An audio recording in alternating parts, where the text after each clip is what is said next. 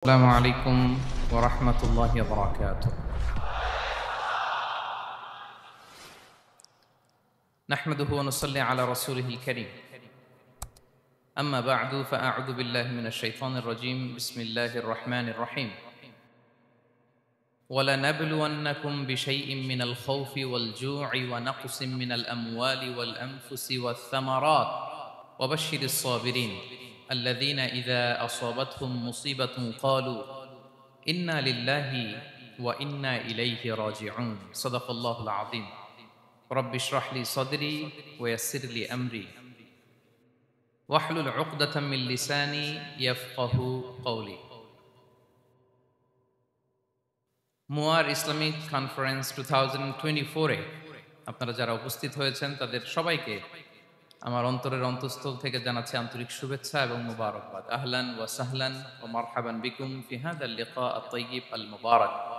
আমরা শুরুতে আল্লাহ রাব্বুল ইজ্জা ওয়াল জালালের দরবারে শুকরিয়া জ্ঞাপন করছি, যিনি আজকে আমাদেরকে এরকম চমৎকার একটি পরিবেশে চমৎকার একটি ইসলামিক কনফারেন্সে উপস্থিত হওয়ার সুযোগ করে দিয়েছেন। আমরা সবাই পড়ছি কালিমাতুশ শুকর, আলহামদুলিল্লাহ। আল্লাহ রাব্বুল ইজ্জা ওয়াল জালালের দরবারে শুকরিয়া জ্ঞাপনের পাশাপাশি আমি আজকের প্রোগ্রামের যারা অর্গানাইজিং কমিটি তাদেরকে অন্তরের অন্তঃস্থল থেকে ধন্যবাদ জানাতে চাই, এরকম চমৎকার একটি পরিবেশ, চমৎকার একটি ভ্যানিউতে এই ইসলামিক কনফারেন্সের আয়োজন করবার জন্য। সম্মানিত সুধী, আমরা এই পৃথিবীতে খুব অল্প একটা সময়ের জন্য, একটা ট্রানজিট পিরিয়ড কাটানোর জন্য বেসিকলি আমরা এই পৃথিবীতে এসেছি। আমরা কি চিরকাল এই পৃথিবীতে থাকবো বলেন তো? না, একটা ট্রানজিট পিরিয়ডে আমরা এসেছি, আবার চলে যেতে হবে। এই যে আমাদের জীবন, এই জীবনের জন্য বিপদ, আপদ, পরীক্ষা, স্ট্রাগল এটা অনিবার্য, এটা হবেই। বিপদ নাই, কষ্ট নাই, আপদ নাই, অনিশ্চয়তা নাই, স্ট্রাগল নাই, এমনকি কেউ আছে এখানে? কেউ কি হাত তুলে বলতে পারবেন যে হুজুর আমার জীবনে কোনো বিপদ নাই, অথবা আমার জীবনে কোনো দুঃখ নাই, কষ্ট নাই, কোনো স্ট্রাগল নাই, কোনো রিস্ক নাই? এরকম সৌভাগ্যবান কেউ আছেন এখানে?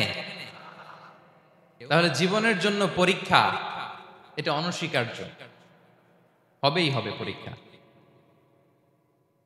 পৃথিবীর জীবনটাই এমন, এভাবেই এই লাইফকে ডিজাইন করা হয়েছে। পরীক্ষা থাকবে, এখানে বিপদ থাকবে, এগুলো উত্তীর্ণ হয়ে আপনাকে যেতে হবে। চিরসুখ চির শান্তি এটাই পৃথিবীতে হয় না। চিরসুখ এবং চিরশান্তির জায়গা হচ্ছে জান্নাত। চিরসুখ এবং চিরশান্তি কোথায়? এটা জান্নাতের বৈশিষ্ট্য। চিরসুখ চিরশান্তি, টেনশন নাই, ঝামেলা নাই, পরীক্ষা নাই, বিপদ নাই, রিস্ক নাই, স্ট্রাগল নাই। এটা হচ্ছে দ্য ফিচার্স অফ জান্নাত, জান্নাতের ফিচার। কিন্তু সমস্যা বাদে তখন যখন জান্নাতের ফিচার আমরা দুনিয়ায় খুঁজি, যেটা পাবো আমরা জান্নাতে, এটা খুঁজি কোথায়? এই তখনই সমস্যা বাদে। And this is the main problem. এটাই বড় সমস্যা। এই সমস্যার সমাধান কোথায়, এটা নিয়ে আজকে আমি কিছু কথা অ্যাড্রেস করবো ইনশাআল্লাহ। তো তাহলে আসুন শুনি জান্নাতের ফিচার কি। জান্নাতের কমন একটা ফিচার হচ্ছে জান্নাতে there will be no sickness in paradise. জান্নাতে কোনো অসুস্থতা থাকবে না, চিরসুস্থ। সুবহানাল্লাহ পড়েন। চিরসুস্থ, চির সবল, কেউ অসুস্থ হবে না জান্নাতে। জান্নাত হবে অ্যান্টি এইজিং, জান্নাতে বয়স বাড়বে না কারো, চিরযৌবনা, চিরযুবক, অ্যান্টি এজিং। আপনারা জানেন যে বর্তমান পৃথিবীতে অ্যান্টি এজিং ক্রিম পাওয়া যায় না? ক্রিম, কথা বুঝতেছেন? অ্যান্টি এজিং ক্রিম পাওয়া যায়। তারা বলে এই ক্রিম মাখলে চামড়ায় ভাঁজ পড়ে না। এটার দাম আছে কিন্তু অনেক। অ্যান্টি এজিং ক্রিম লাগায়, শ্যাম্পু ইউজ করে, অ্যান্টি এজিং অয়েল আছে, এটা দিলে নাকি চামড়ায় ভাঁজ পড়ে না। ইভেন ভারতের অনেক বড় একজন ব্যবসায়ী মুকেশ আম্বানি, নাম শুনছেন না? যে তার ছেলের বিয়ে হয়ে গেল, তো এই মুকেশ আম্বানির স্ত্রী নীতা আম্বানি, সে কিছুদিন আগে এক বোতল গোল্ড ওয়াটার খেয়েছে, gold water, and it's cost $60,000। $60,000 দাম এক বোতল গোল্ড ওয়াটারের। কেন? ফর অ্যান্টি এজিং, যাতে বয়সের ছাপ গালে না থাকে। এখন বলেন, এভাবে কি আমাদের বয়সকে ধরে রাখা সম্ভব এই পৃথিবীতে? সম্ভব না, কারণ এই ফিচারটা দুনিয়ার ফিচার না, এটা জান্নাতের ফিচার। সুবহানাল্লাহ পড়ে। তাহলে জান্নাতে কেউ অসুস্থ হবে না, জান্নাত হবে চির যৌবন, চির যৌবনা, ওখানে আমরা যুবক থাকবো, প্রত্যেকে 33 বছরের যুবক যুবতী হয়ে জান্নাতে ঢুকবো। বিষ্ণু ইসলাম বলেন, আহলুল জান্নাতি জুরদা ওয়া মুরদা ওয়া আবনাউ সালাসিন ওয়া সালাসিন, জান্নাতে যারা যাবে শুভ্র দাড়িবিহীন, প্রত্যেকে হবে 33 বছর বয়সের।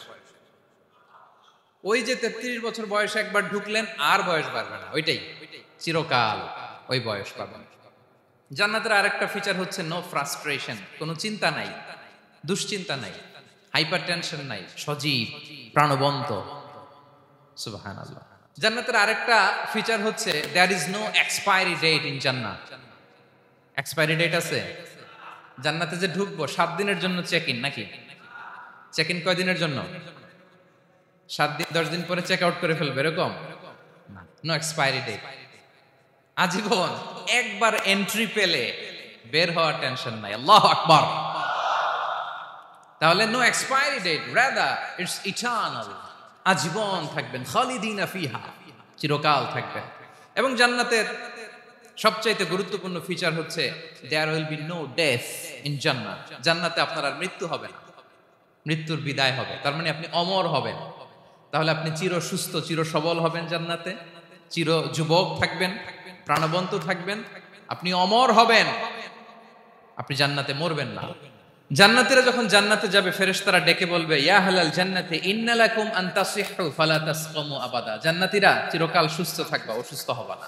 ইন্না লাকুম আন তাশিব্বু ফালা তাহরামু আবাদা, তোমরা শাবাব থাকবা, বুড়া হবা না। ওয়া ইন্না লাকুম আন তাহইয়াউ ফালা তামুতু আবাদা, চিরকাল বেঁচে থাকবা, মরবা না। এবং সেদিন জান্নাতে মৃত্যু দেয়া হবে, মৃত্যু দেয়া হবে। ইউতাল মাউতু বিকাবশিন আমলাহ, একটা ছাগলের আকৃতিতে মৃত্যুকে আনা হবে। ফায়ুযবাহুল মাউত, মৃত্যুকে জবাই দেয়া হবে। এবার জান্নাতীরা তাকিয়ে থাকবে, ফেরেশতারা বলবে, ইয়া আহলাল জান্নাতি খুলুদুন ফালা মাউত, হে জান্নাতীরা চিরকাল এই জান্নাতে থাকবে। তাহলে জান্নাতের ফিচার পাইছেন। এখন কোন বোকা যদি এই ফিচার দুনিয়ায় খোঁজে, পাবে? পাবে না, কারণ দুনিয়ার ফিচার আলাদা। দুনিয়ার ফিচার কি? এই দুনিয়াতে বিপদ আসবে, কষ্ট আছে দুনিয়াতে, হতাশা আছে, ভয় আছে, অসুস্থতা আছে, বার্ধক্য আছে, এবং এই দুনিয়ার একটা এক্সপায়ারি ডেট আছে, আছে না? দ্য ডে ইউ ডাই, যেদিন আপনি মারা যাবেন, এটা আপনার এক্সপায়ারি ডেট, চলে যেতে হবে, চলে যেতে হবে। এই পৃথিবীতে মৃত্যুর অস্তিত্ব আছে, সবকিছু থমকে দিয়ে, আপনাকে চমকে দিয়ে মৃত্যু চলে আসবে, ঠিক কিনা বলেন? তাহলে এগুলো হচ্ছে দুনিয়ার ফিচার। এই দুনিয়াতে বিপদ আপদ, কষ্ট, ঝুঁকি, স্ট্রাগল, বার্ধক্য, অসুস্থতা, এগুলো নিয়ে আমাদেরকে টিকে থাকতে হয়। এটা দুনিয়ার ফিচার, মিলায় ফেললে হবে না। জান্নাতের ফিচার একটা, দুনিয়ার ফিচার আরেকটা। দুনিয়াতে কষ্ট থাকবে, বিপদ আপদ থাকবে। এই দুনিয়ার ফিচারটা আল্লাহ তাআলা কোরআনের একটা আয়াতে খুব চমৎকার ভাবে উল্লেখ করেছেন, সেটা দিয়েই আমি আলোচনা শুরু করেছি। আল্লাহ তাআলা ইরশাদ করছেন, ওয়ালা নাবলুওয়ান্নাকুম বিশাইইম মিনাল খাউফি ওয়াল জু'i ওয়া নাকসিম মিনাল আমওয়ালি ওয়াল আনফুসি ওয়াস সামারাত ওয়া বাশশিরিস সাবিরিন। আল্লাহ তাআলা বলছেন, অবশ্যই অবশ্যই আমি তোমাদেরকে পরীক্ষা করব, ভয় দিয়ে, ক্ষুধা দিয়ে, সম্পদের ঘাটতি দিয়ে, আতঙ্ক দিয়ে, প্রাণনাশ দিয়ে, ফল ফসলের হানি দিয়ে পরীক্ষা করব। কিন্তু এই পরীক্ষায় যারা উত্তীর্ণ হবে, যারা সবর ইখতিয়ার করবে, ওয়াবাশশিরিস সাবিরিন, ধৈর্যশীলদের জন্যই হচ্ছে সুসংবাদ। আলহামদুলিল্লাহ পড়ে। তাহলে সম্মানিত সুধী, আমরা বুঝতে পারলাম এই পৃথিবীর ফিচার হচ্ছে এখানে বিপদ থাকবে, বিপদ ছাড়া কেউ থাকবে না। স্ট্রাগল থাকবে, কষ্ট থাকবে, ঝুঁকি থাকবে, রিস্ক থাকবে, এবং নানা ধরনের বিপদ আপদ দিয়ে আল্লাহ তাআলা আমাদেরকে পরীক্ষা করবে। এটা মাস্ট, এটা আমাদের মাইন্ডসেটে নিয়ে নিতে হবে, মাইন্ডসেটে এটা ক্লিয়ার থাকতে হবে। চিরসুখ চির শান্তি এই দুনিয়াতে মিলবে, কোথায় মিলবে তাহলে? এটা তাহলে বিপদ আসবেই, আপদ আসবেই, পরীক্ষা থাকবেই আমাদের জীবনে। তবে ইন্টারেস্টিংলি মজার বিষয় হচ্ছে পরীক্ষাটা এক একজনের এক এক রকম। পুরো পৃথিবীটা একটা পরীক্ষা ক্ষেত্র, কিন্তু কারো প্রশ্নপত্রের সাথে কারো প্রশ্নপত্রের কোনো মিল নাই। সুবহানাল্লাহ। আমার পরীক্ষা একরকম, আপনার পরীক্ষা আরেক রকম, ওই ভাইয়ের পরীক্ষা আরেক রকম, ওনারটা আরেক রকম। সবাই পরীক্ষার্থী, সবাই পরীক্ষার্থী, কিন্তু কারো প্রশ্নপত্রের সাথে কারো প্রশ্নপত্রের কোনো মিল নাই। কারোর জন্য পরীক্ষা হচ্ছে সে খুব অসুস্থ, প্রচন্ড অসুস্থতা, তার জন্য পরীক্ষা। ক্যান্সারের রোগী, দুরারোগ্য ব্যাধি, ডক্টর বলছে 4th স্টেজে চলে আসছে, কয়েক মাস বাঁচতে পারে, এটা তার জন্য পরীক্ষা। আবার কারো দেখবেন যে খুব একটা অসুস্থতা নাই, অসুস্থতার ঝামেলা নাই, কিন্তু তার দারিদ্রতা আছে, তার আর্থিক অনটন, এটা তার জন্য পরীক্ষা। আবার কারো দেখবেন অসুস্থতাও নাই, দারিদ্রতাও নাই, তার দাম্পত্য জীবনের সমস্যা আছে না নাই? অনেকের দেখবেন এগুলো কোনোটাই সমস্যা না, তার ছেলে কথা শোনে না, মাদকাসক্ত। আহা, মাদকাসক্ত, রিহ্যাবে পাঠায়, আবার আসে, আবার গাঁজা খাওয়া শুরু করে, আছে না নাই বলেন? দেখেন তার পরীক্ষাটা আবার আলাদা। অনেকের দেখবেন মেয়ে বাবার কথা শোনে না। আবার অনেকের দেখবেন যে ব্যবসায় সমস্যা, লসের পর লস, লাভ উঠাতে পারে না। তাহলে পরীক্ষা ছাড়া, বিপদ আপদ ছাড়া দুনিয়াতে কেউ নাই, কেউ নাই প্রিয় ভাইরা। এটা আমাদের মাথায় রাখতে হবে। পরীক্ষা আপনাকে দিতেই হবে, পরীক্ষা দিয়ে দিয়েই নিজেকে প্রমাণ করতে হবে। আর এক একজনের পরীক্ষাটা এক এক রকম, কারো পরীক্ষার সাথে কারো পরীক্ষার কোনো মিল থাকবে না। তো মাঝে মাঝে আমরা এটা ভুলে যাই। আল্লাহ তাআলা কালামে পাকে রিমাইন্ডার দিয়ে আমাদেরকে স্মরণ করিয়ে দিতে চান যে এই পৃথিবীতে আসলে তোমরা এসেছো পরীক্ষা দিতে। এটাই জীবনের বড় বাস্তবতা। আমাদের জীবনে যত হতাশা, আমাদের জীবন নিয়ে যত অভিযোগ, আমাদের মনে যত কষ্ট, আমাদের হৃদয়ের ভেতরে যত অস্থিরতা, তার মূলে হচ্ছে এই সমস্যা যে আমরা ভুলেই গেছি আমরা পরীক্ষা দিতে আসছি। এটা যদি ভুলে না যান, এটা যদি আপনার মাইন্ডসেটে থাকে যে পুরো জীবনটা একটা পরীক্ষা, তাহলে দেখবেন কোনো কিছু আপনাকে কাবু করতে পারবে না। আপনি হতাশ হবেন না, জীবন নিয়ে আর অভিযোগ থাকবে না, আপনি ভেঙে পড়বেন না, সব অভিযোগ হতাশা দূর হয়ে যাবে। তার মানে বুঝতে পারলাম পরীক্ষা আপনাকে দিতেই হবে। পরীক্ষা দেয়া ছাড়া এই পৃথিবী থেকে চলে যাওয়ার কোনো চান্স বা সুযোগ আমাদের কারো নেই। সূরাতুল আনকাবুতে আল্লাহ তাআলা এই কথাটা আরো চমৎকার ভাবে বলেছেন। আল্লাহ তাআলা ইরশাদ করছেন, আহাসিবান নাসু আইয়ুতরাকু আইয়াকুলু আমান্না ওয়া হুম লা ইফতানুন ওয়ালাকাদ ফাতান্নাল্লাযীনা মিন ক্বাবলিহিম ফালা ইয়া'লামান্নাল্লাহুল্লাযীনা সাদাকু ওয়ালা ইয়া'লামান্নাল কাযিবিন। আল্লাহ বলেন, মানুষ কি ভেবেছে সে শুধু বলবে আমি ঈমানদার আর তাকে আমি জান্নাতে ঢুকাই দিব? না, কখনো না, কোশ্চিন কালেও না। বরং পূর্ববর্তীকালে যারা পৃথিবীতে এসেছিল তাদেরকে আমি পরীক্ষা নিয়েছি, পরীক্ষা করেছি, এবং তাকেও ঈমানের প্রশ্নে সে সত্যবাদী না মিথ্যাবাদী পরীক্ষা দিয়ে দিয়ে নিজেকে প্রমাণ করতে হবে। ঠিক কিনা বলেন? পরীক্ষা দিয়ে আপনাকে প্রমাণ করতে হবে। এবং এই পরীক্ষার ব্যাপারটা, এটা যে শুধু আমরা সাধারণ মানুষ আমাদের জীবনে দুঃখ বিপদ পরীক্ষা, এমনটা না। এই পৃথিবীর সবচাইতে শ্রেষ্ঠ মানুষ যারা ছিলেন তাদেরকে আল্লাহ পরীক্ষা নিয়েছেন। বলেন তো এই পৃথিবীতে সবচাইতে শ্রেষ্ঠতম মানুষ কারা? সবচাইতে শ্রেষ্ঠ ভালো মানুষ কারা ছিল পৃথিবীতে? বলেন তো নবীরা। আওয়াজ করে বলেন তো কারা? তো বলেন তো নবীদের জীবনে পরীক্ষা ছিল কি ছিল না? হ্যাঁ ছিল, বেশি না কম? বিষ্ণু ইসলামকে জিজ্ঞাসা করা হলো, আইয়ুন নাসি আশাদ্দু বালাআন ইয়া রাসূলুল্লাহ, হে আল্লাহর রাসূল এই পৃথিবীতে কাদের জীবনে পরীক্ষা বেশি? বিষ্ণু ইসলাম বললেন, আল আম্বিয়া, নবীদের জীবনে। আল আম্বিয়া সুম্মাল আমসাল ফাল আমসাল, সবচাইতে জীবনে পরীক্ষার সম্মুখীন সবচাইতে বেশি হয়েছেন নবীরা। তারপরে নবীদের পরবর্তী অবস্থান যাদের, সিদ্দিকিন যারা, সোহাদা যারা, সলিহিন যারা, আল্লাহওয়ালা যারা, তাদের জীবনে পরীক্ষা বেশি। ইউবতালার রাজুলু আলা হাসাবি দীনি, ব্যক্তির দিনদারি যত বেশি তার জীবনে আল্লাহর পরীক্ষাও তত বেশি। আপনি আল্লাহওয়ালা হবেন, আপনার জীবনে পরীক্ষাও অনেক বেশি। এজন্য ইমানদার হওয়া যেমনি মর্যাদার, ইমানদারের জীবনে পরীক্ষাও হবে অনেক বেশি। এবং পরীক্ষা যত বড়, খেয়াল রাখতে হবে, মন খারাপ করার কোনো সুযোগ নেই। পরীক্ষা যার জীবনে যত বড়, সেটাতে সফল হতে পারলে ওটার প্রতিদানও বড়। পরীক্ষা যত বড়, এটাতে সাকসেস হইতে পারলে এটার রিওয়ার্ডও তত বড়। বিষ্ণু ইসা ইসলাম বলেন, ইযামুল জাযাই মা ইযামিল বালা। বালা যত বড়, জাযাও তত বড়, প্রতিদানও তত বড়। আপনারা নবীদের জীবনে যদি খেয়াল করেন, দেখবেন যেই নবীর জীবনে পরীক্ষা যত বেশি, সেই নবীর জীবনে সফলতাও তত বেশি। সাইয়েদনা ইব্রাহিম আলাইহিস সালামের কথাটা একটু খেয়াল করেন তো, বলেন তো ওনার জীবনে পরীক্ষা কেমন ছিল, বেশি না কম? ওনার জীবনের পরীক্ষা থেকেই তো আমরা এই শব্দটা ব্যবহার করি, আমরা বলি অগ্নি পরীক্ষা। কি বলি? মানে আগুনে নিক্ষেপ করা হয়েছে সাইয়েদনা ইব্রাহিম আলাইহিস সালামকে, তাও স্বাভাবিকভাবে না, উলঙ্গ করে, ন্যাকেট করে ওনাকে অপমানিত করবার জন্য ওনার গায়ের জামা কাপড় খুলে উলঙ্গ অবস্থায় আল্লাহর খলিল সাইয়েদনা ইব্রাহিম আলাইহিস সালামকে অগ্নিকুণ্ডে নিক্ষেপ করা হয়েছিল। এরকম এক্সপেরিয়েন্স এই অডিটোরিয়ামের ভেতরে আমাদের কখনো হয়েছে? তাইলে সাধারণ মানুষের জীবনের পরীক্ষা আর নবীদের জীবনের পরীক্ষার মধ্যে পার্থক্য আছে না নাই? ওই পরীক্ষায় উনি পাশ করে ফেললেন। ৮৬ বছর পর্যন্ত আল্লাহর কাছে দোয়া করলেন, আল্লাহ আমাকে একটা নেককার সন্তান দাও। আল্লাহ সন্তান দেয় না। ৮৬ বছর পরে আল্লাহ তাআলা সাইয়েদনা ইব্রাহিম আলাইহিস সালাম এবং হাজারের ঘরকে উজালা করে সন্তান দিলেন।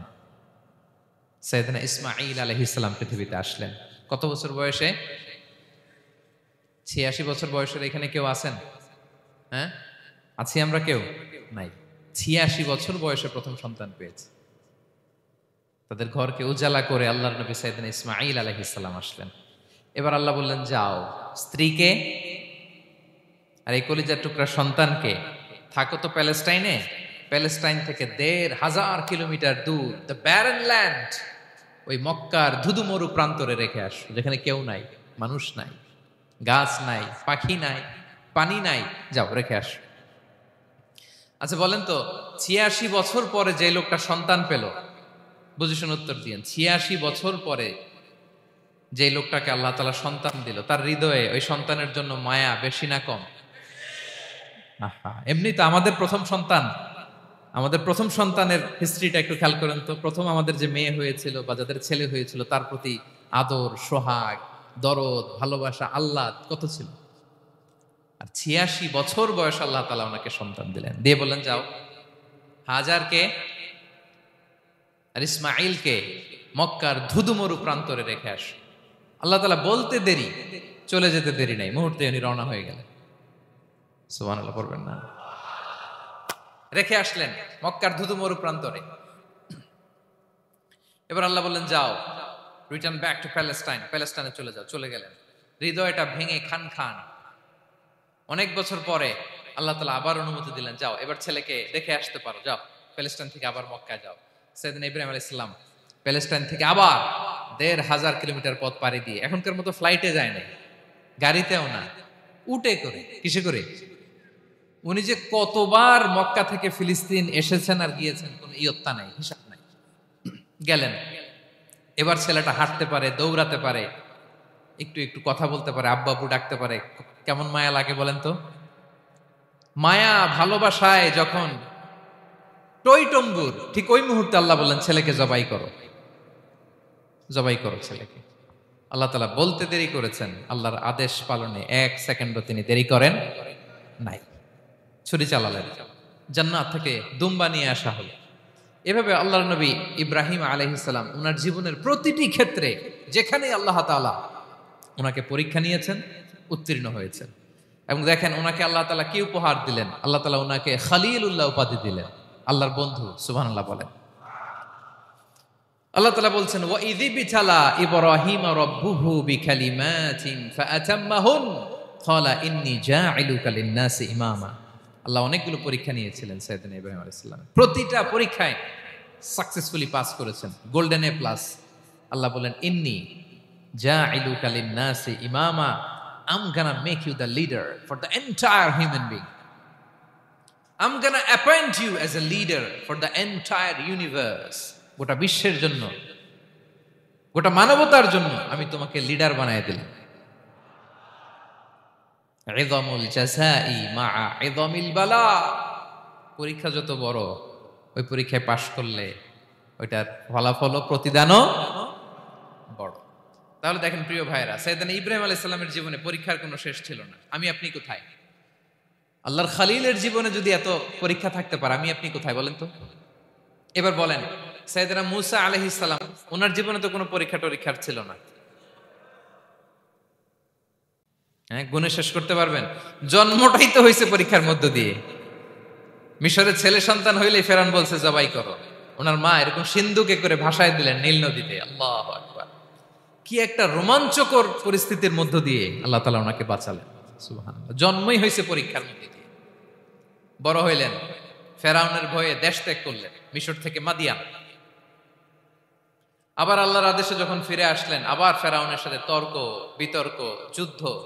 একটা রাত আল্লাহ নবী মুসা আলাইহিস সালাম শান্তি মতো মিশরে ঘুমাতে পারে নাই। একটা রাত। শেষ পর্যন্ত এই ফেরাউন মুসা আলাইহিস সালামকে ধাওয়া করেছে। ফেরাউনের ধ্বংসের আগ পর্যন্ত সে মুসা আলাইহিস সালামকে ধাওয়া করেছে। তার মানে মুসা আলাইহিস সালাম এই বিপদ আপদ পরীক্ষা এগুলো থেকে মুক্তি পান নাই। এবার বলেন ঈসা আলাইহিস সালামের কথা। ওনার জীবনে তার পরীক্ষা ছিল না। কি পরীক্ষা ছিল? হ্যাঁ, আল্লাহু আকবার। Same scenario goes to the biography of every messenger in the world. পৃথিবীর সব নবীর ক্ষেত্রে একই ঘটনা ঘটেছে। সাইয়েদনা ঈসা আলাইহিস সালাম দাওয়াত যখন দিলেন, ওনার বিরোধিতা শুরু হলো, ওনাকে হত্যার ষড়যন্ত্র হলো। ইভেন কি ওনাকে মারার জন্য বনি ইসরাইলেরা উদ্ধত হলো, জানে বাঁচবার জন্য পালালেন। এক ঘরে ঢুকলেন, চারদিক দিয়ে ঘেরাও করলো। উনি দরজা জানালা লাগাই দিলেন। ওরা বললো, একজন দরজা ভেঙে জানালা ভেঙে ভিতরে ঢুকো, ঢুকে দেখো বেটা ঈসা কি করে। একজন ভিতরে ঢুকছে, ঢুকার সাথে সাথে বল রাফাআহুল্লাহু ইলাইহি, আল্লাহ তাআলা ঈসা আলাইহিস সালামকে উপরে উঠায় নিলেন। আর যেই লোকটাকে তারা ভিতরে ঢুকালো, তার চেহারাকে আল্লাহ তাআলা ঈসা আলাইহিস সালামের চেহারার মতো করে দিলেন। এবার তার বাইরের সাথীরা বলে, ঘটনা কি বেটা? ঈসাও বেরোয় না, আমাদের লোকটাও বেরোয় না, সবাই ঢুক। দরজা ভেঙে ভেতরে ঢুকে দেখে ঈসা দাঁড়ায় আছে। বলেন তো, এটা ঈসা না মিসা? এটা কি আসল ঈসা? ওমা কতালু ওমা সলাবু ওয়ালাকিন শুব্বিহা লাহুম। আল্লাহ বলে, তোমরা আমার নবী ঈসাকে হত্যাও করতে পারো নাই, শুলেও চড়াতে পারো নাই। আমি সেফটি সিকিউরিটি দিয়ে আমার নবী ঈসা আলাইহিস সালামকে আকাশে তুলে নিয়েছি। তাহলে ওনার জীবনে পরীক্ষার শেষ ছিল না। এবার যদি আমরা বিশ্বনবী সাল্লাল্লাহু আলাইহি ওয়াসাল্লামের জীবনের দিকে তাকাই, ওনার জীবনটা দেখেন তো। আমাদের পেয়ারা নবী বিশ্বনবী মুহাম্মদুর রাসূলুল্লাহ সাল্লাল্লাহু আলাইহি ওয়াসাল্লাম, ওনার জীবনে কি স্ট্রাগল ছিল? স্ট্রাগল। মাক্কি জীবনের কথা যদি একটু খেয়াল করেন, দেখেন তো 3 বছর শিয়াবে আবি তালেবে জেল খেটেছেন, না খেয়েছিলেন। ওনার বংশের লোকেরা প্রথমে ছাগল খেয়েছে, ছাগলগুলো যখন শেষ, ছাগলের চামড়াগুলো শুকিয়ে ওইটা খাইছে। গাছের পাতা ছাল এগুলো খেয়ে খাবারের অভাবে বেহুশ হয়ে পড়ে থাকতো তারা। না খেয়ে না খেয়ে কয়দিন ছিলেন আপনি? আমি কয়দিন ছিলাম না খেয়ে? মনেই তো পড়ে না, না খেয়েছিলাম কিনা কোনোদিন। এ হচ্ছে মাক্কি জীবন। মেন্টালি প্রেসার দেয়া হয়েছে। বিশ্বনবীর চাচা আবু লাহাব, তার 2 ছেলে উতবা আর উতাইবা, এদের সাথে বিয়ে দিয়েছিলেন 2 মেয়ের। যখন দাওয়াত দেওয়া শুরু করলেন, 2 মেয়েকে ডিভোর্স দিয়ে দিল। দেখেন, একটা বাবার জন্য প্রাপ্তবয়স্কা মেয়েকে যখন উঠায় নেয়ার আগে ডিভোর্স দেয়, তার মানসিক অবস্থাটা কেমন থাকে বলেন? মেন্টালি প্রেসারাইজ করা হয়েছে, ফিজিক্যালি হ্যারাস করা হয়েছে। বিষ্ণু ইসলাম যখন নামাজে দাঁড়াতেন, উটের পচা নারী ভুঁড়ি বিষ্ণুনবীর কাঁধে চাপিয়ে দেওয়া হতো। আপনার জীবনে এরকম ঘটছে কখনো? আপনি নামাজ পড়তেছেন, উটের পচা নারী ভুঁড়ি আপনার কাঁধে চাপিয়ে দেওয়া হয়েছে। কয়দিন হয়েছে এরকম? কয়দিন হয়েছে? হ্যাঁ, তারপরে তো আলহামদুলিল্লাহ বেরোয় না মুখ দিয়ে। কেমন আছেন হুজুর কোয়েন না, বেশি একটা সুবিধার না, তাই না? বেশি একটা একটু মিলাবেন। কতটুকু পরীক্ষা আমরা দিয়েছি। তায়েফে গেলেন বিশ্বনবী, তায়েফে গেছিলেন জমির বায়না দিতে, তাই না? জমি কিনবে তায়েফে। তায়েফবাসীদেরকে জাহান্নামের আগুন থেকে বাঁচাতে গিয়েছিলেন, নিজের জন্য না। সেখানে তায়েফের ছেলেরা পাথর মেরেছে বিষ্ণু ইসলামের গায়ে। এত শুভ্র দেহ ছিল, চেহারা ছিল, বিষ্ণুনবীর গা দিয়ে ঝরঝর করে রক্ত ঝরেছে। ফিজিক্যাল হ্যারাসমেন্টের শিকার হয়েছেন বিষ্ণু ইসা ইসলাম। যখন যেদিন বিষ্ণু ইসা ইসলামকে হত্যার ষড়যন্ত্র করা হলো, আল্লাহ তাআলার আদেশে তিনি মক্কা থেকে মদিনায় হিজরত করলেন। মদিনাতে যেও একটা রাত, সপ্তম হিজরির আগ পর্যন্ত শান্তিতে ঘুমাতে পারেন নাই। 3 দিকে 3 ইহুদি বসতি, বনু কাইনুকা, বনু নদীর, বনু কুরাইজা। আহা, খাওয়ার মধ্যে বিষ মিশিয়ে দেয়া হয়েছিল বিষ্ণু ইসা ইসলামের। বাজুর, খাসির বাজুর রান পছন্দ করতেন। এক ইহুদি মহিলা বিষ্ণু ইসা ইসলামের ওই রানের মধ্যে বিষ মিশিয়ে দিয়েছিল। ওই বিষের যন্ত্রণায় মৃত্যুর আগ পর্যন্ত বিষ্ণুনবী কাতরাতেন, এবং উনি ইন্তেকালের সময় ওই বিষের ব্যথা যন্ত্রণাতেই ইন্তেকাল করেছেন। বিষ্ণুনবীর ইন্তেকালটা শাহাদাতের ইন্তেকাল ছিল। বিষ্ণু ইসা ইসলাম বলেছেন, ওই যে খায়বার এলাকার ওই মহিলা যে আমার খাবারে বিষ মিশিয়েছিল, সেই বিষের যন্ত্রণা, বেদনা, কষ্ট আমি অনুভব করছি। খেয়ে না খেয়ে দিন প্রচারের কাজে নিজেকে দিয়েছ বিলিয়ে, তায়েফের কাফিরেরা চিনল না সে আলো, দুষ্ট ছেলেদের পিছু দিল লেলিয়ে, পাথরের আঘাতে ক্ষত বিক্ষত হয়ে সারা শরীর থেকে রক্ত ঝরে। হে রাসূল তোমাকে ভুলি আমি কেমন করে, হে রাসূল তোমাকে ভুলি আমি কেমন করে। হাজার ব্যথা বেদনার পরে ফিরে আসনি তুমি আপন ঘরে,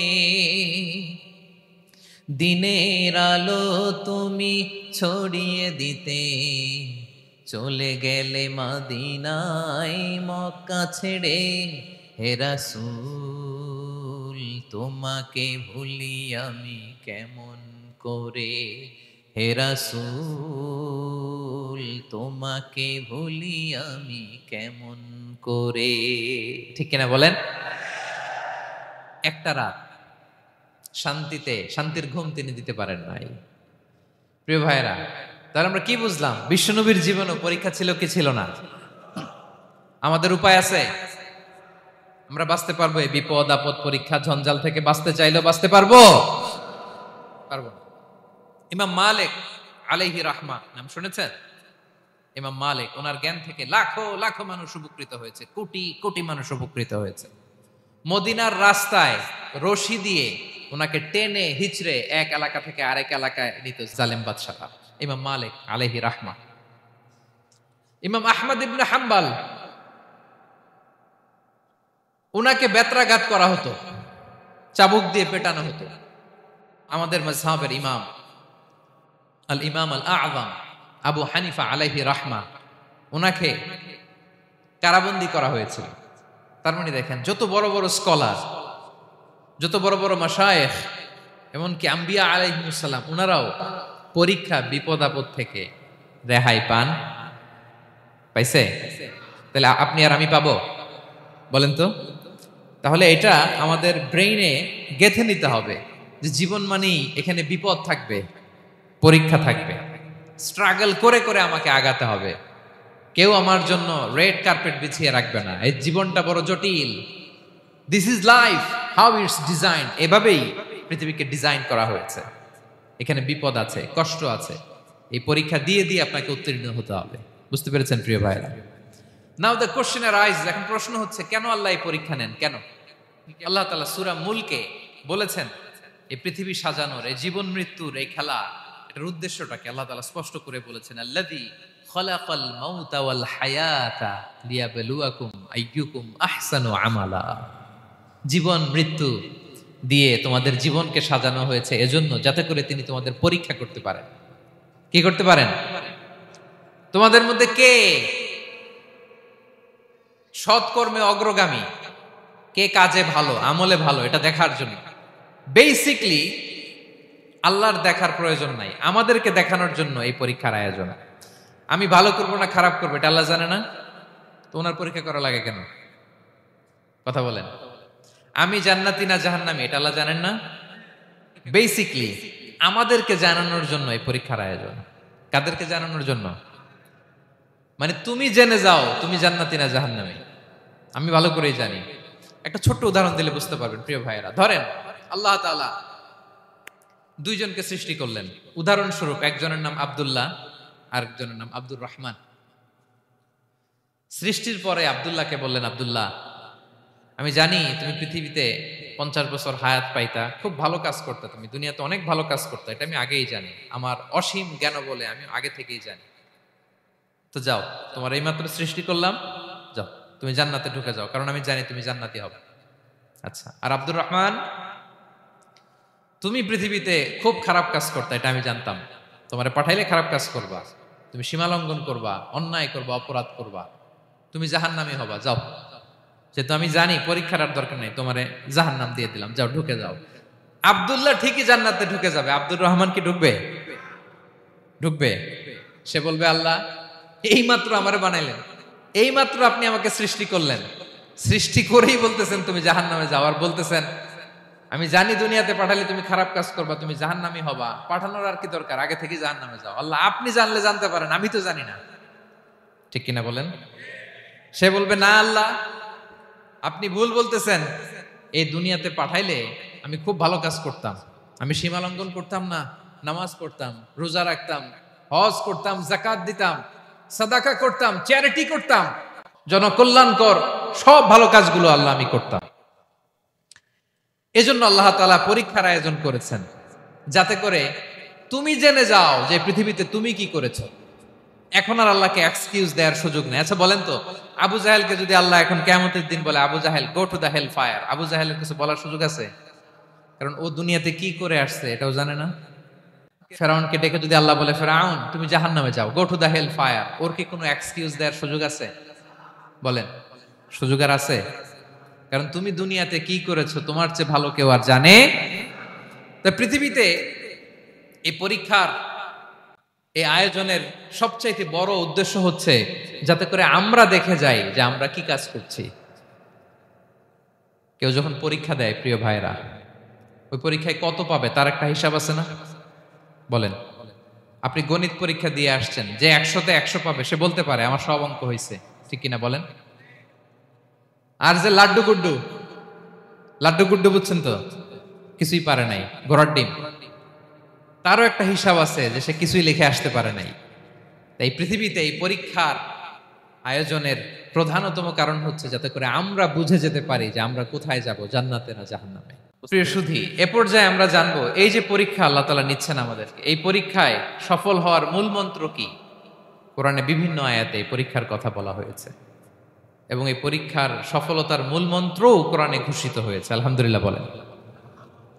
যে আয়াত দিয়ে আমি শুরু করেছি, এই আয়াতে আল্লাহ তাআলা বলেছেন, ওয়াবাশশিরিস সাবিরিন, নবী হে ধৈর্যশীলদেরকে আপনি সুসংবাদ দিন, ধৈর্যশীলদেরকে সুসংবাদ দিন। তার মানে বিপদে ধৈর্য ধারণ করতে হবে প্রিয় ভাইরা। ইন্নামাস সাবরু ইনদা সাদামাতিল উলা, বিপদে আমরা অনেক সময় প্যানিক হয়ে যাই, অস্থির হয়ে যাই, কি করব, হতাশ না। মুমিনরা হতাশ হয় না, ধৈর্য ধারণ করে। কি করে? কি করে? ধৈর্য ধারণ করার শক্তি দাও গো মেহেরবান আমায়, দাও গো মেহেরবান। পড়েন, ধৈর্য ধারণ করার শক্তি দাও গো মেহেরবান আমায়, দাও গো মেহেরবান। সবাই বলুন একসাথে, ধৈর্য ধারণ করার শক্তি দাও গো মেহেরবান আমায়, দাও গো মেহেরবান। বুকের ভেতর ব্যথার নদী বইছে অবিরাম, বইছে বইছে অবিরাম। পড়ুন, ধৈর্য ধারণ করার শক্তি দাও গো মেহেরবান আমায়, দাও গো মেহেরবান। পড়েন আমিন। আল্লাহ যেন বিপদে আমাদেরকে ধৈর্য ধারণ করার তৌফিক দান করে। প্রিয় ভাইয়েরা, ধৈর্য এটা এমন একটা গাছ যে গাছের সারা গায়ে কাটা, কিন্তু এই গাছের ফলটা বড় সুস্বাদু। আই রিপিট, আমি আবারও বলছি, ধৈর্য এটা এমন একটা গাছ যে গাছের সারা গায়ে কাটা, কিন্তু ফলটা বড় মিষ্টি, ফলটা বড় সুস্বাদু। সবাই ধৈর্য ধারণ করতে পারে না। বিষ্ণু ইসা ইসলামকে আল্লাহ তাআলা নানা সময় আশ্বস্ত করেছেন, সান্ত্বনা দিয়েছেন, আর ধৈর্যের বাণী শুনিয়েছেন। আল্লাহ বলেন, ফাসবির কামা সবারা উলুল আজমি মিনার রসুল। নবী হে, আপনার আগে দৃঢ় প্রত্যয়ী নবীরা যেরকম ধৈর্য ধারণ করেছে, আপনিও ধৈর্য ধারণ করুন। সূরাতুল মুজাম্মিল আল্লাহ তাআলা বলছেন, ওয়াসবির আলা মা ইয়াকুলুনা ওয়াহজুরহুম হাজরান জামিলা। ওরা যাই বলুক, আপনি ধৈর্য ধারণ করুন, ওদের কথাকে ইগনোর করুন। Just ignore what they are saying to you. যা বলে আপনি জাস্ট ইগনোর করেন। ওরা বিষ্ণু ইসা ইসলামের মনোবলকে ভেঙে দেওয়ার জন্য কখনো বিষ্ণু ইসা ইসলামকে কবি বলে গালি দিত। কবি কি বলতো? শায়ের। কখনো বলতো মজনুন, পাগল। নাউজুবিল্লাহ পড়বেন না? পাগল বলে গালি দিত। মাঝে মাঝে বলতো কাহিন, গণক। মাঝে মাঝে বিষ্ণু ইসা ইসলামকে তারা বলতো আবতার, লেস কাটা। মুহাম্মদ, তোমার ছেলে নাই, তোমার বংশ নির্বংশ হয়ে গেছে, তোমার নাম নেয়ার মতো কেউ নাই। আহা, কপাল পোড়া। গোটা বিশ্বব্যাপী বিষ্ণু ইসা ইসলামের সুনাম সুখ্যাতি ছড়িয়ে দিয়েছে কে? আকাশ বাতাস মাড়িয়ে, সাত আকাশ ছাড়িয়ে আল্লাহর আরশ পর্যন্ত আল্লাহ তাআলা বিষ্ণু নবীর সুনাম সুখ্যাতিকে সৌচ্চ করেছেন। ঠিক কিনা বলেন? ইগনোর করুন। আপনাকে কবি বলে, গণক বলে, আপনাকে পাগল বলে, আপনাকে লেসকাটা বলে, জাস্ট ইগনোর দেন। বর্তমান সময়েও নানা ধরনের ট্যাগ আমাদেরকেও দেয় কি দেয় না বলেন? দেয়। আমাদেরকে কি বলে? মৌলবাদী বলে, বলে বলে ওই যে রাজাকার বলে। রাজাকার রাজাকার খেলার দিন শেষ। মন মতো হইলে মুক্তিযোদ্ধা, মন মতো না হইলে রাজাকার, এই দিন শেষ। ওই দিন আর নাই। এই কার্ড দিয়ে আর খেলার দিন নাই। এগুলো মানুষ আর খায় না এখন, এগুলো গিলে না আর। সাধারণ মানুষ বড্ড সচেতন। দেখেন, কালের বিবর্তনে, সময়ের আবর্তনে একই পরিক্রমা আমাদেরকেও ট্যাগিং করে। আমাদেরকে মৌলবাদী বলে, ব্যাকডেটেড বলে, রাজাকার বলে, জঙ্গি বলে, যুদ্ধাপরাধী বলে। আছে না এরকম? ওয়াসবির আলা মা ইয়াকুলুন, নিজের সাথে মিলায় নেন। যা বলে ধৈর্য ধারণ করো। ওয়াহজুরহুম হাজরান জামিলা, জাস্ট ইগনোর দেম, ভালোভাবে ইগনোর করেন। খালাস, সালাম দিয়ে কেটে পড়েন। তাহলে প্রিয় ভাইরা, এই বিপদ আপদ আমাদের পিছু ছাড়বে না, পিছু ছাড়বে না। নবীদের পিছু ছাড়ে নাই, আমরা কোথায়? আমরা আর কি? বিপদ আমাদেরকে ধৈর্য ধারণ করতে হবে, মনোবল হারাইলে হবে না। দেখেন বিশ্বনবী কিভাবে আপনাদেরকে সান্ত্বনা দেয়। বিশ্বনবী বলেন, আজাবান লি আমরিল মুমিন, মুমিনের ব্যাপারটা বড় আশ্চর্যজনক। ফাইন্না আমরাহু কুল্লাহু লাহু খাইর, মুমিনের জীবনে যা ঘটে সবটাই খাইর, সবটাই কল্যাণ। ইন আসাবাতহু সাররাউ শাকারা ফাকানা খাইরাল্লাহ ওয়া ইন আসাবাতহু দাররাউ সাবারা ফাকানা খাইরাল্লাহ। মুমিনের জীবনে যদি সুখ আসে তাহলে মুমিন শুকরগুজার হয়, এটা তার জন্য ভালো। আর যদি মুমিন জীবনে দুঃখ আসে তাহলে সে সবর ইখতিয়ার করে, এটাও তার জন্য ভালো। সুবহানাল্লাহ। তাহলে দেখেন, আমরা হয় সুখে থাকি নয় দুঃখে থাকি, ঠিক কিনা বলেন? তাহলে সুখের সময় আমরা শুকর করি, কি করি? শুকরগুজার হই। শুকরিয়া করাও একটা ইবাদত, শুকরিয়া করাও কি? আর দুঃখের সময় আমরা সবর করি, সবর করাটাও একটা। তাহলে আমাদের পুরো জীবনটাই ইবাদত, পুরো জীবনটাই। সুখের সময় শুকর আর দুঃখের সময় সবর। আওয়াজ করে বলেন, সুখের সময় শুকর আর দুঃখের সময়। এই দুই ইবাদত মুমিন জীবনে চলমান, কন্টিনিউয়াস, একটা উইন উইন সিচুয়েশন। কি বলেন? উইন উইন হয়ে গেল না? যেই পরিস্থিতিতেই থাকে আমাদের জন্য লাভ। আল্লাহু আকবার। তাহলে প্রিয় ভাইরা, এটাই জীবনের বাস্তবতা। সবর আমাদেরকে ইখতিয়ার করতে হবে, হতাশ হওয়া যাবে না। অনেকে আমরা অল্পতে হতাশ হই। এই যে আমরা ধৈর্য ধারণ করছি, এর ফল পাচ্ছি না। দীর্ঘ 1.5 যুগ, 1.5 দশক ধরে ধৈর্য ধারণ করছেন না আপনারা? এখন মুক্তি, স্বাধীনতা, বিজয় এনে দিয়েছে কে? ধৈর্য ধারণ করুন। ধৈর্যের যে ফলাফল, এটা বড় মিষ্টি। ধৈর্য এমন একটা গাছ, এই গাছের সারা গায়ে কাটা, কিন্তু এর ফলটা বড় সুস্বাদু। এর ফলটা বড় মিষ্টি। ধৈর্য ধারণ করার অভ্যাস করতে হবে প্রিয় ভাইরা। মুমিন হতাশ হয় না, হাল ছেড়ে দেয় না। মুমিন ভরসা রাখে একজনের উপর, তিনি কে? লা তাইআসু মির রাউহিল্লাহ ইন্নাহু লা ইয়াইআসু মির রাউহিল্লাহি ইল্লাল কওমুল কাফিরুন। আল্লাহর রহ থেকে, রহম থেকে নিরাশ হয়ে যাও না। কাফির ছাড়া, অকৃতজ্ঞ ছাড়া কেউ আল্লাহর রহ থেকে, আশা থেকে নিরাশ হয় না। শয়তানের সবচেয়ে বড় মিশন হলো আমাদেরকে হতাশ বানানো। এটা খেয়াল রাখবেন। শয়তানের সবচাইতে বড় মিশন কি? আমাদেরকে হতাশ করে দেয়া। হতাশ বানাইতে পারলে সে সাকসেসফুল, খুশি।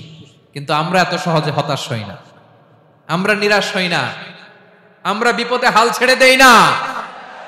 আমরা ভরসা রাখি এক মহান সত্তার উপর। তিনি কে? মনে থাকবে?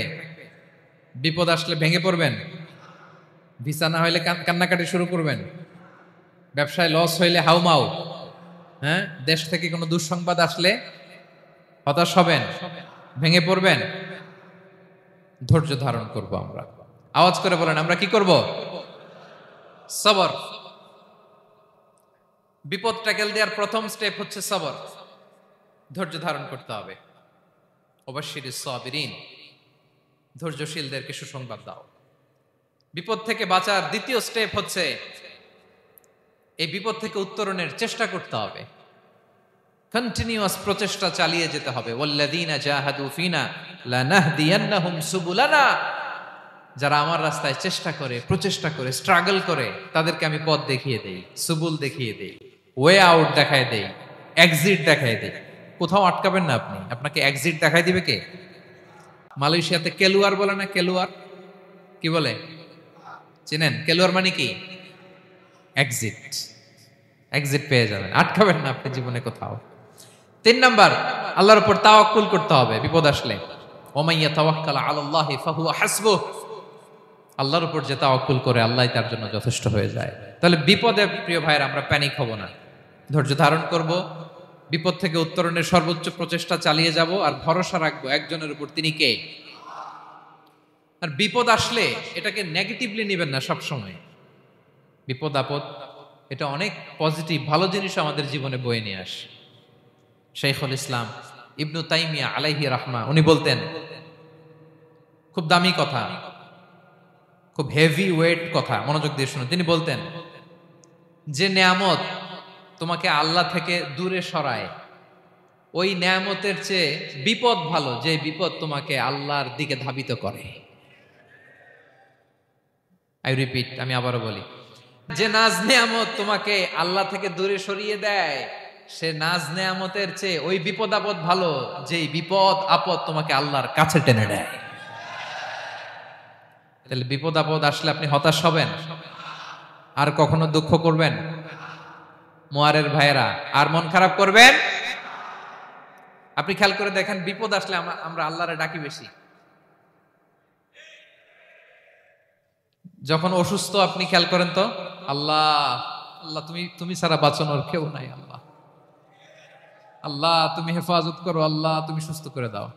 যখন লাইফ থ্রেট, দেখেন আপনি গুম হয়ে যেতে পারেন, আপনার কারাবন্দী করতে পারে, এরকম একটা বিপদের মধ্যে আছেন, তখন খেয়াল করেন তো আল্লাহর সাথে আপনার কানেক্টিভিটি, রিলেশনশিপটা কতটা ডেভেলপ হয়। কারণ বিপদে পড়লে আমরা আল্লাহরে ডাকি বেশি। তাহলে বিপদ আপদেরও কিছু পজিটিভ সাইড বা দিক আমাদের জীবনে আছে না নাই? অনেক পজিটিভ দিক আছে, কয়েকটা শেয়ার করি। 1 নাম্বার, আল্লাহ, 1 নাম্বার পজিটিভ সাইড তো বললাম, ইমাম ইবনু তাইমিয়া যেটা বললেন। এরপরে হচ্ছে মাঝে মাঝে আল্লাহ তাআলা আমাদের মর্যাদাকে আপগ্রেড করতে চায়, এলিভেট করতে চায়। আপনি ধরেন কোন একটা এয়ারলাইন্সের রেগুলার প্যাসেঞ্জার টিকিট কাটেন, মাঝে মাঝে হঠাৎ করে দেখবেন কাউন্টারে গেলে তারা বলে, you are upgraded to business class, অথবা you are upgraded to first class. যেহেতু রেগুলার প্যাসেঞ্জার, অনেক মাইলস জমা হয়েছে, আপগ্রেড করে দেয়। আল্লাহ তাআলা মাঝে মাঝে চায় তিনি আমাদের মর্যাদাকে, র্যাঙ্ক, এটাকে আপগ্রেড করবেন। কিন্তু আমার যে আমল আখলাকের অবস্থা, ওইটা দিয়ে ওই আপগ্রেড র্যাঙ্কে যাওয়ার সুযোগ নাই। বুঝতেছেন কথা? আল্লাহ চায় আমার লেভেল একটু আপ করতে, কিন্তু আমার আমলের যে অবস্থা এতে আমি ওখানে যাই না। তখন আল্লাহ কিছু বিপদ আপদ দিয়ে, পরীক্ষা দিয়ে বান্দাকে টেস্ট করে। ওই পরীক্ষায় যদি উত্তীর্ণ হন, সাথে সাথে আল্লাহ তাআলা আপনার লেভেল বা র্যাঙ্ক আপগ্রেড করে দেয়। সুবহানাল্লাহ পড়বেন না? তাহলে লাভ না লস? আওয়াজ করে বলেন, লাভ না লস? মুমিন জীবনের সব লাভ। যত বিপদ আপদ আপনাকে স্পর্শ করে প্রতিটাতেই আপনার জন্য কল্যাণ। বিষ্ণু ইসলাম বলেন, মা ইউসিবুল মুসলিমা মিন নাসাবিন ওয়ালা ওয়াসাবিন ওয়ালা হাম্মিন ওয়ালা হুজনিন ওয়ালা আযান ওয়ালা গাম্মিন হাত্তা শাওকাতি ইউশাকুহা ইল্লা কাফফারাল্লাহু বিহা খাতায়া। আপনার জীবনে যত দুঃখ, যত যন্ত্রণা, যত টেনশন, যত অ্যাংজাইটি, যত ইনজুরি, এমনকি গোলাপ ফুল পাড়তে যে ওখানে যে কাটা বাঁধছে, বরই খেতে যে বরই গাছে ওঠার পর যে একটা কাটা বিঁধছে আপনার হাতে, এর কারণে আল্লাহ তাআলা আপনার গুনাহ মাফ করে দেয়। সুবহানাল্লাহ। তাহলে বিপদ আপদ দিয়ে আল্লাহ বান্দার মর্যাদাকে আপগ্রেড করে। বিপদ আপদে ফেলে আল্লাহ তাআলা বান্দার পাপ মোচন করে। বিপদ আপদ দিয়ে আল্লাহ তাআলা বান্দার শাস্তি মওকুফ করে। এমন পাপ করছেন, এটার জন্য শাস্তি বরাদ্দ হয়ে গেছে, কিন্তু আল্লাহ তাআলা ওই শাস্তি থেকে মাঝে মাঝে আপনাকে বাঁচাতে চায়, তখন কিছু বিপদ দিয়ে বান্দারে পরীক্ষা করে। উত্তীর্ণ হলেই আল্লাহ তাআলা ওই শাস্তিকে মওকুফ করে দেয়। তাহলে আসুন সামারি করি, পুরো আলোচনাটার সামারি করি। 1 নম্বর সামারি হচ্ছে বিপদ আপদ, পরীক্ষা, স্ট্রাগল, কষ্ট, এটা সুন্নাতুল্লাহি ফিদ দুনিয়া। এই দুনিয়ায় আল্লাহর সুন্নাত, এর বাইরে কেউ যেতে পারে না। ইভেন নট দ্য মেসেঞ্জার্স, নবীরাও না। আজকের আলোচনায় শুনছেন না নবীদের জীবন দিয়ে কি গেছে, ups and downs, test and trial, নবীরাও না। তাহলে এটা আমাদের মাইন্ডসেটের সাথে সেট আপ করে নিতে হবে যে অতীতে, বর্তমানে, ভবিষ্যতে বিপদ আপদ মুক্ত এই পৃথিবীতে কেউ থাকবে না। পারবেন? হ্যাঁ, এটা মাইন্ডসেটে নিয়ে নিতে হবে যে এটাই জীবন, বিপদ আপদ দিয়ে আল্লাহ পরীক্ষা করবেন। এটাই পৃথিবী। চির সুখ চির শান্তি এই পৃথিবীতে খুঁজলেই পাওয়া যায় না। শুরুতে বলছিলাম না, চির সুখ চির শান্তি। বলেন তো এটা কি দুনিয়ার ফিচার না জান্নাতের ফিচার? জান্নাতের ফিচার দুনিয়ায় খুঁজলে পাওয়া যাবে? যাবে না। তাহলে আজকের আলোচনার 1 নম্বর লেসন হচ্ছে বিপদ আপদ এটা সুন্নাতুল্লাহি ফিদ দুনিয়া। এই দুনিয়া আল্লাহর সুন্নাত, এটা থেকে মুক্তি পাওয়ার কোনো সুযোগ নাই, নবীরাও পায় নাই। 2 নম্বর লেসন, বাঁচার যেহেতু সুযোগ নাই, we have to face it with patience, intellect and tawakkul. বিপদে অস্থির হওয়া যাবে না, এটাকে ফেস করতে হবে উইথ পেশেন্স, ধৈর্যের সাথে। বিপদ আমরা মোকাবেলা করব কিসের সাথে? ধৈর্য। প্যানিক হবেন না, অস্থির হবেন না, ধৈর্য ধারণ করবেন। উইথ ইন্টেলেক্ট, আল্লাহর দেয়া আপনার ইন্টেলেক্ট খাটিয়ে এই বিপদ উত্তরণের সর্বান্তকরণের চেষ্টা প্রচেষ্টা আপনার চালায় যেতে হবে। আর সবশেষে আত-তাওয়াক্কুল আলাল্লাহ, ডিপেন্ডিং অন আল্লাহ, ভরসা করব কার উপর? আল্লাহর উপর। পারা যাবে তো? আচ্ছা, 2টা লেসন গেল। 3 নাম্বার লেসন হচ্ছে আমাদের ছেলে মেয়েদেরকে we have to educate our child regarding the test and trial in this দুনিয়া। দুনিয়ার এই বিপদ আপদের ব্যাপারে আমাদের ছেলে মেয়েদেরকে শেখাতে হবে, বুঝাতে হবে। ওরা ছোট মানুষ তো, অস্থির হয়ে যায়। আব্বু আমার সাথে কেন এমন হয়? আমারই শুধু পেন্সিল চুরি হয়, আমারই শুধু এটা হয়, আমি পরীক্ষায় খারাপ করি, আমি ব্যথা পাই, আমার এই আমার সেই। ছোট মানুষ তো বুঝে না। ওরা বুঝাইতে হবে যে বাবা, this is the essence of life, এটাই জীবন। এটাই কি এই লাইফ হ্যাকস গুলো তাদেরকে শেখাইতে হবে। ডোন্ট বি প্যানিক, প্যানিক হওয়া যাবে না। This is how life is design, এটাই জীবন। বিপদ আপদ আসবে, এটাকে মেনে নিতে হবে, ছেলে মেয়েদেরকে শিখাইতে হবে, তাহলে তারাও প্যানিক হবে না। পারবেন তো ইনশাআল্লাহ? আচ্ছা, 4 নম্বর লেসন হচ্ছে যেটা আমরা জানলাম, এই বিপদ আপদ সবসময় আমাদের জন্য খারাপ না। সামটাইমস ইট ব্রিংস খায়ের for us if dealt properly.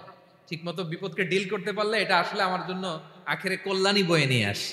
কি বলেন, তাই না? কল্যাণ বয়ে নিয়ে আসে। সব শেষ কথা হলো আমরা যেন এই বিপদগুলোকে প্রপারলি ডিল করতে পারি, আমরা যেন সবর ইখতিয়ার করতে পারি। আল্লাহর কাছে চাইতে হবে, দোয়া করতে হবে, কারণ তৌফিক দেওয়ার মালিক কে? আল্লাহর কাছে যেন আমরা কায়েম অনুবাক্যে প্রার্থনা করতে পারি, আল্লাহ এই বিপদকে যেন আমরা ডিল করতে পারি উইথ সাবর, হ্যাঁ, উইথ ইন্টেলেক্ট, উইথ তাওয়াক্কুল। আসল হাতিয়ার হচ্ছে এটা, দোয়া।